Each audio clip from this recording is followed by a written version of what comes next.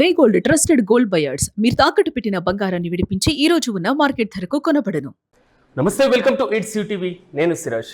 ఢిల్లీ పీఠంపై కూర్చొని దేశ రాజకీయాలను శాసిస్తున్నటువంటి మోదీ అమిత్ షా ద్వయం మరోసారి సంచలనాత్మకమైనటువంటి నిర్ణయాన్ని తీసుకుంటున్నారు. రాబోయే పార్లమెంట్ వర్షాకాల సమావేశాల్లో ప్రతిపక్షాలను రాజకీయంగా పూర్తిగా దెబ్బతీసేందుకు మాస్టర్ స్కెచ్ వేస్తున్నారు.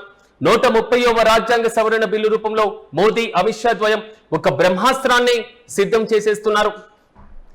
రాజకీయాల్లో అవినీతిని అంతం చేస్తామనేటువంటి నినాదంతో వస్తున్న ఈ బిల్లు వెనుక ప్రతిపక్ష నేతలే టార్గెట్ గా పెద్ద వ్యూహమే నడుస్తుందన్న చర్చ ఇప్పుడు దేశవ్యాప్తంగా హీట్ పుట్టిస్తుంది. ఈ బిల్లులో ఉన్న అసలు ట్విస్ట్ ఏంటో తెలుసా? ఏదైనా క్రిమినల్ లేదా అవినీతి కేసుల్లో అరెస్ట్ అయి వరుసగా 30 రోజులకు మించి జైల్లో ఉంటే చాలు, సదరు ప్రజాప్రతినిధి తన పదవిని కోల్పోతారు.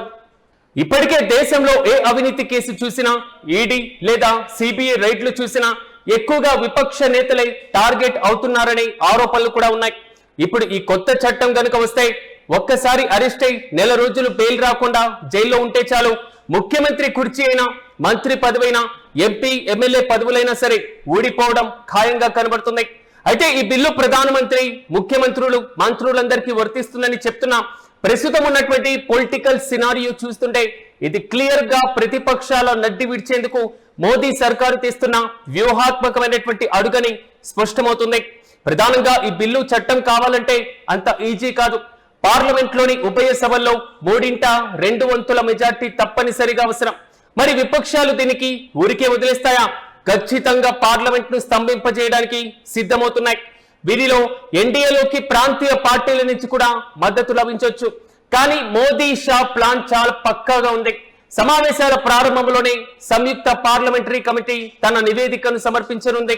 ఆ రిపోర్టు ఆధారంగా ఉభయ సభల్లోనూ ప్రాంతీయ పార్టీలు మేనేజ్ చేసి దాదాపు ఈ బిల్లును నెగ్గించుకోవాలంటూ కూడా కేంద్రం చూస్తుంది.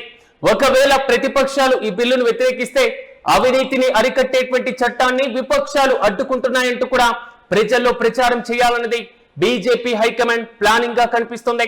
ఏదేమైనా వర్షాకాల సమావేశాలు కేవలం చట్టాల సభల మాదిరిగా జరగదు, కానీ ప్రతిపక్షాల మనుగడకు శాసించేటువంటి కురుక్షేత్రంగా మారబోతున్నాయన్న వాదనలు ప్రస్తుతం వినిపిస్తున్నాయి. జూలై 21 నుంచి ప్రారంభమయ్యేటువంటి ఈ రాజకీయ యుద్ధంలో ఎవరు ఎవరిపైన పై చేయి సాధిస్తారోనన్నది ఆసక్తికరంగా మారింది. ప్రస్తుతం దేశ రాజకీయాల్లో కూడా ఇదే ఆసక్తి నెలకొంది.